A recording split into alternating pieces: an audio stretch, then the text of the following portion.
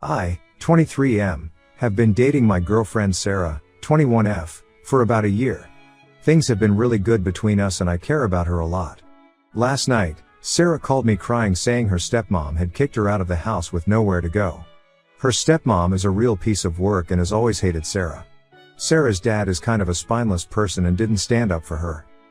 I live in a 4-bedroom apartment with 3 other guys, Mike, Chris, and Tony. We are all friends from college and split the rent and bills 4 ways. With 4 of us, space and money is pretty tight.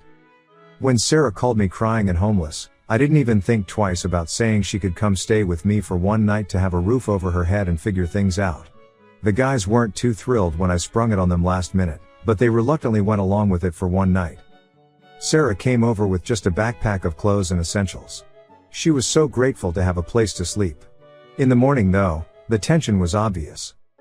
Mike passive-aggressively asked how long Sarah would be staying with us while washing dishes way too loudly. Chris avoided eye contact, but I could tell he wasn't comfortable with the situation either. Tony was the only one who didn't give me crap about it, but didn't offer for Sarah to stay long-term either. I pulled Sarah aside and regretfully told her she couldn't stay another night. I felt awful doing it since she literally has nowhere else to go.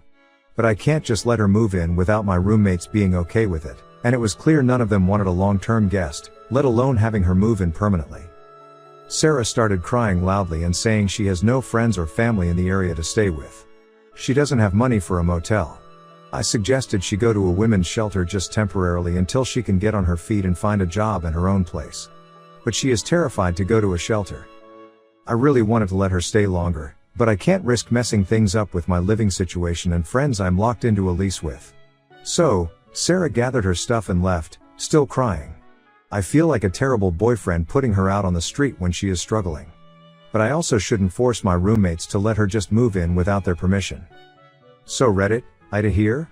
I care about Sarah so much, but my hands were tied with the roommate situation. Did I do the right thing, or should I have tried harder to let her stay and deal with the anger from my roommates? I'm so torn here. Update number 1. After kicking my homeless girlfriend Sarah out of my apartment due to my roommates not being okay with her staying, I felt like a huge jerk. She was crying her eyes out with nowhere to go. I knew I had to try to help her more. I suggested we go look for a women's shelter nearby that she could stay at temporarily until getting back on her feet. Sarah was terrified of shelters but agreed it was better than living on the streets. We spent the whole day going from shelter to shelter. It was an absolute nightmare. Every single one we went to was either full for the night already, or had a sketchy or unsafe vibe to it that scared Sarah even more than being homeless. One shelter seemed okay from the outside, but when we went inside, it reeked of cigarette smoke and a couple sketchy-looking dudes were creepily staring at Sarah. She squeezed my hand tightly and shook her head no for staying there. I didn't blame her one bit. By early evening, we were absolutely exhausted, both physically and mentally. We had struck out at 8 different shelters. A couple were truly terrifying places I wouldn't let any woman stay, homeless or not. Sarah was feeling hopeless and kept apologizing for being a burden on me. I kept assuring her she wasn't a burden at all, I just felt awful I couldn't offer her a place to stay with my roommate situation. We stopped at a park to catch our breath. That's when I saw someone approaching us. It was my Uncle Marcus. He is my dad's younger brother and has always been an awesome, kind, generous guy. Uncle Marcus made a beeline right for us. "Ricky, what are you doing in this park at this hour? And who is this lovely young lady?" he asked with a warm smile. I gave Uncle Marcus a hug and explained the situation with Sarah, that her stepmom had kicked her out, she had nowhere to go, and we had spent all day fruitlessly looking for a shelter she could stay at without feeling unsafe. Uncle Marcus's face turned serious as I recapped the terrible day. "Oh son, you should have called me," Uncle Marcus said, shaking his head. He turned to Sarah sympathetically, "A kind, beautiful young woman like you doesn't deserve to be mistreated like this or sleep on the streets." Sarah just nodded with tears in her eyes. Uncle Marcus could always make anyone feel cared about. He is that kind of guy. "Now, I may have a solution here," Uncle Marcus said.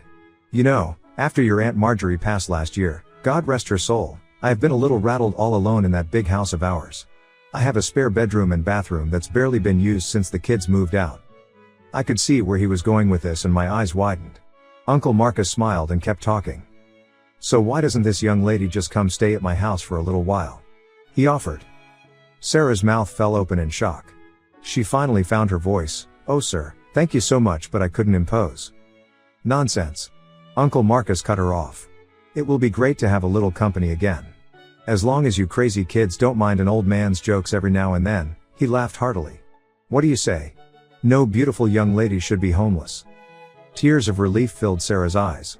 She looked at me and I nodded enthusiastically, giving my thumbs up. This was perfect. I don't know how I will ever repay you, Sarah said, crying happily. Uncle Marcus waved his hand dismissively. No need to repay me, sweetie. Just don't give this knucklehead nephew of mine too hard a time, eh? He winked at me. Come on now, bring your bag. My house is just a couple blocks over. I gave Uncle Marcus a big hug, overwhelmed with gratitude for him swooping in to help Sarah. What were the odds of randomly running into him here? But that is just how giving he has always been. On the walk to Uncle Marcus's house, Sarah looped her arm through mine and leaned her head on my shoulder. I can't believe how blessed I am for you to have such an amazing uncle, she said softly. Maybe there is a little good luck finally coming my way after all. I kissed the top of her head, just feeling so relieved that she would have a safe, comfortable place to stay because of Uncle Marcus's kindness. She wouldn't be on the streets or stuck in a sketchy shelter. I knew with Uncle Marcus looking out for her, everything would be okay. When we arrived at his house, Uncle Marcus got the spare room ready with fresh sheets, towels, and even put out some little snacks and toiletries for Sarah. He really did think of everything. There is no TV in that room, but you can watch whatever you want in the living room when I am not hogging the good shows, Uncle Marcus joked. Sarah couldn't stop, thanking him, giving him a big hug. I pulled Uncle Marcus aside and thanked him profusely too, telling him I didn't know what I would have done if he didn't help out. He just shook his head humbly. We have to look out for each other, Ricky. I am just doing what I would want someone to do if it was my kid without a roof over their head. You be good to this girl and don't be a knucklehead, you hear? I assured him I would be a gentleman and that she was in great hands with him. As Sarah and I headed to the spare room, Uncle Marcus called out. But not too good a gentleman if you know what I mean, he roared with laughter at his own joke. Yep, that's Uncle Marcus for you. As I gave Sarah a hug goodnight, she was beaming with relief and gratitude. You have no idea how much this means to me. How much your uncle's kindness means, she said, eyes shining with happy tears. After the nightmare of being homeless in those awful shelters, I have never felt so lucky. I assured her she deserved for things to finally go her way after the nightmare she had been through. I felt like a weight had been lifted too, knowing she had a safe place all thanks to Uncle Marcus. Get some rest, babe.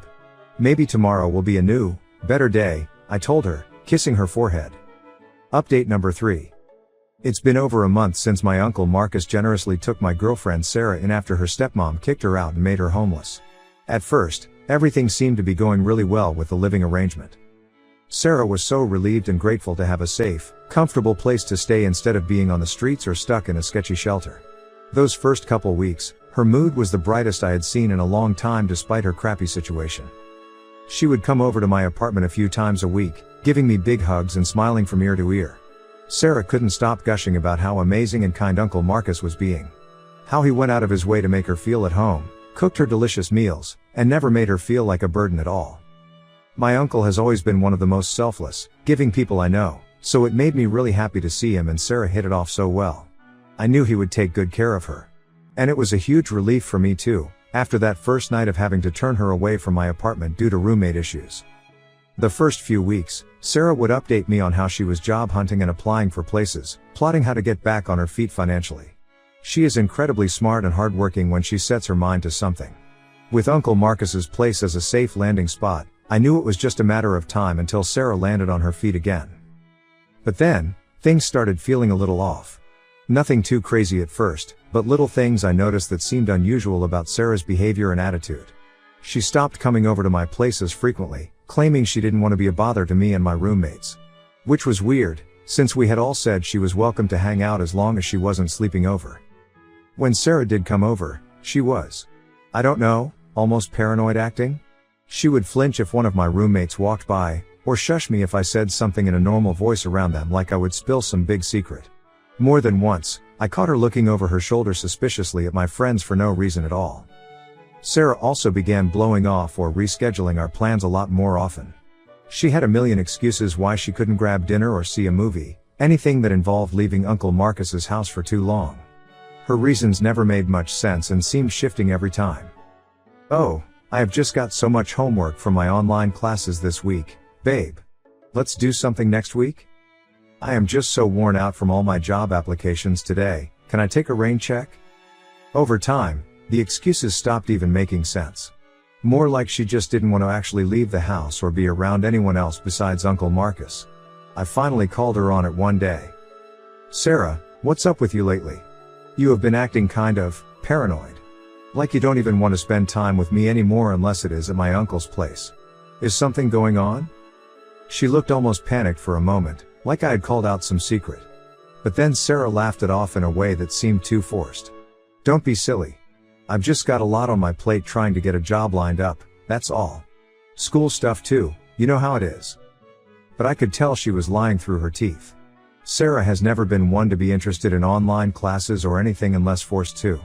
I decided to drop it, not trying to start a fight. Maybe she just really was that stressed looking for work?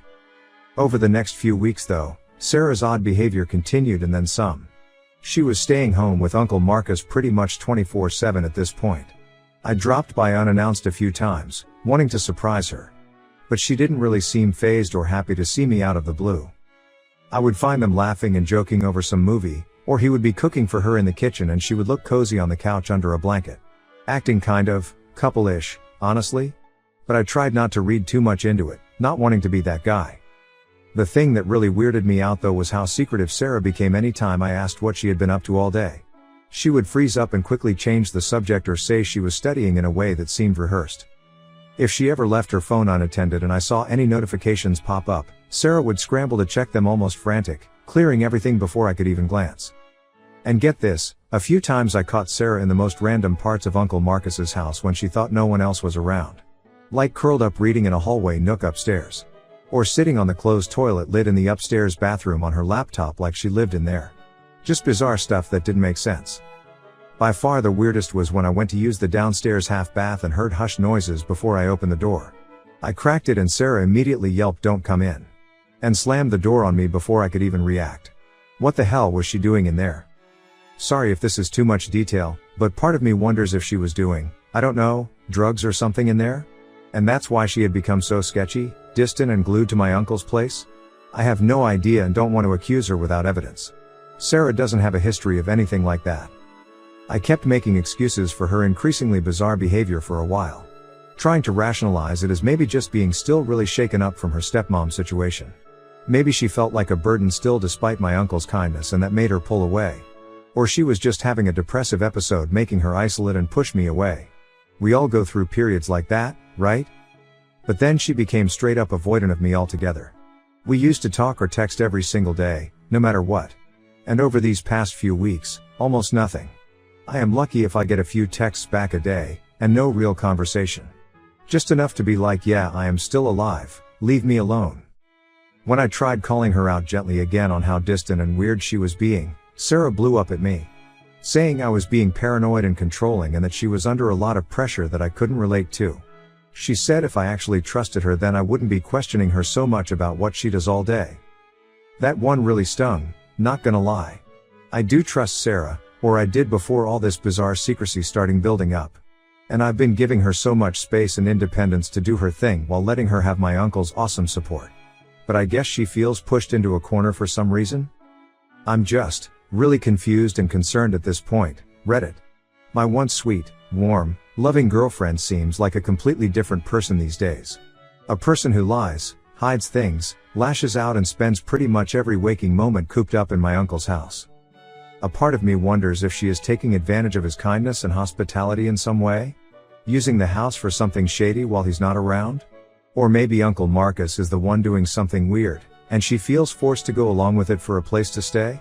He has always been such a good guy, but you never really know people. I am honestly at a loss here. Should I finally put my foot down and force some answers out of Sarah about what's going on? Or just be patient and see if this is a phase that passes? I care about her so much, but she's starting to feel like a stranger. What would you do?